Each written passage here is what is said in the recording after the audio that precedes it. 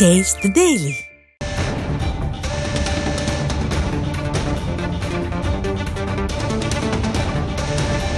ஹரியானா சட்டப்பேரவையில் நம்பிக்கை வாக்கெடுப்பு நடத்தக் கோரி ஆளுநருக்கு கடிதம் எழுதப்பட்டிருக்கிறது. அண்மை செய்தியாக பார்த்துக் கொண்டிருக்கிறோம். ஹரியானா மாநிலத்தில் பாஜக அரசு பெரும்பான்மையை இழந்திருக்கும் நிலையில் எதிர்க்கட்சிகள் பெரும்பான்மையை நிரூபிக்க அரசுக்கு அழுத்தம் கொடுத்து வரும் நிலையில் பாஜக ஆட்சிக்கு சிக்கல் ஏற்பட்டிருப்பதாக கூறப்படுகிறது. கூடுதல் விவரங்களை வழங்க செய்தியாளர் நிரஞ்சன் இணைந்திருக்கிறார். நிரஞ்சன், ஆளுநருக்கு கடிதம் எழுதப்பட்டிருக்கிறது. கூடுதல் விவரங்கள் என்ன? நாடாளுமன்ற தேர்தல் ஒரு பக்கம் நடந்து கொண்டிருந்தாலும் மற்றொரு பக்கம் ஹரியானா மாநில அரசியல் களத்தில் பெருத்த குழப்பம் ஏற்பட்டிருப்பதை பார்க்க முடிகின்றது. கடந்த 3 நாட்களாகவே இதுதான் பெரும் பேசு பொருளாகவும் இருந்து வருகிறது. ஹரியானா மாநிலத்தில் பாஜக அரசு 45 இடங்களை கொண்டிருந்தால் மட்டும்தான் பெரும்பான்மையை கொண்டிருக்க முடியும். ஆனால் அவர்களிடம் 2 இடங்கள் குறைவாக இருக்கிறது. இதற்கு காரணம் 3 சுயேட்சை சட்டமன்ற உறுப்பினர்கள் பாஜக அரசுக்கு வழங்கி வந்த அந்த ஆதரவை திரும்ப பெற்றிருந்தார்கள். தற்பொழுது 43 இடங்கள் மட்டும்தான் அவர்கள் கைவசம் இருக்கக்கூடிய சூழலில் ஜனநாயக ஜனதா கட்சி, அதாவது சில மாதங்களுக்கு முன்பு வரை அக்கட்சியுடன் பாஜகவுடன் கூட்டணியில் இருந்த ஜனநாயக ஜனதா கட்சி பிரிந்து வந்திருந்தார்கள். அவர்கள் தற்பொழுது மாநில ஆளுநரான பண்டாரு தத்தாத்ரேயாவுக்கு கடிதம் எழுதியிருக்கிறார்கள்.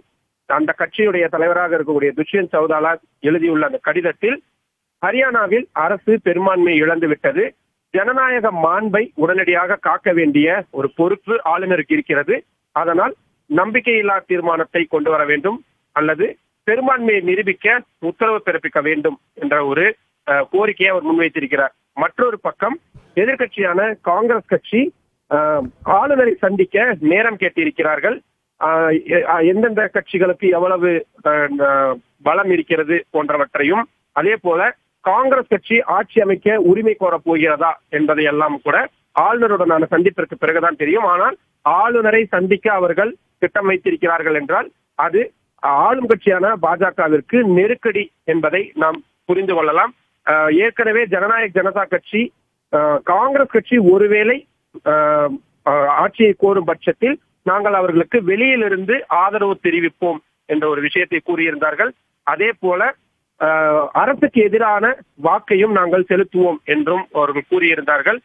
வரும் நவம்பர் மாதத்திற்குள், அக்டோபர் அல்லது நவம்பர் மாதத்திற்குள் ஹரியானா மாநிலத்தில் சட்டப்பேரவை தேர்தல் என்பது நடத்தப்பட வேண்டும். இன்னும் ஒரு 6 மாத காலம்தான் இன்னும் இருக்கக்கூடிய சூழலில் மிக விரைவாக அங்கு தேர்தல் நடத்தப்படுமா என்ற ஒரு கேள்வி எழுந்திருக்கிறது. அதைவிட முக்கியம், நம்பிக்கையில்லா தீர்மானத்தை கொண்டு வரும் பட்சத்தில் அதில் பாஜக எப்படி எதிர்கொள்ளப் போகிறது என்ற கேள்வியும் மிக மிக முக்கியமாக எழுந்திருக்கிறது.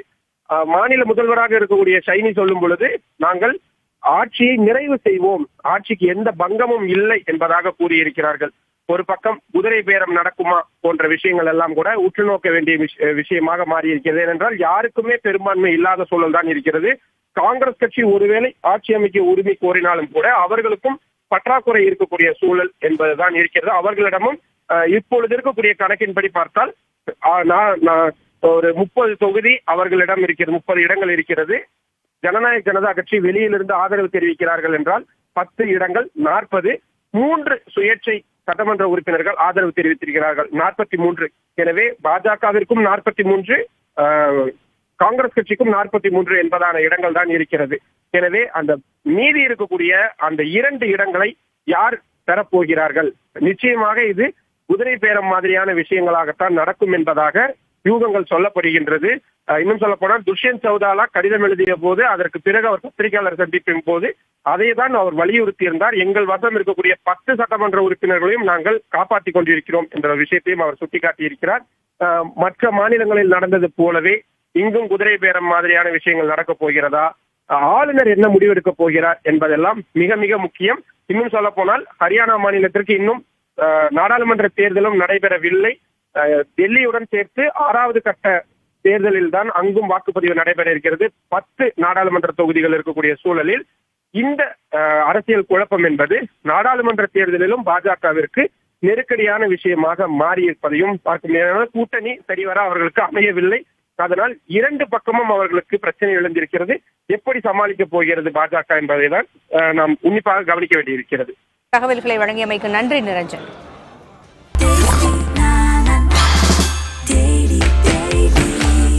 Daily.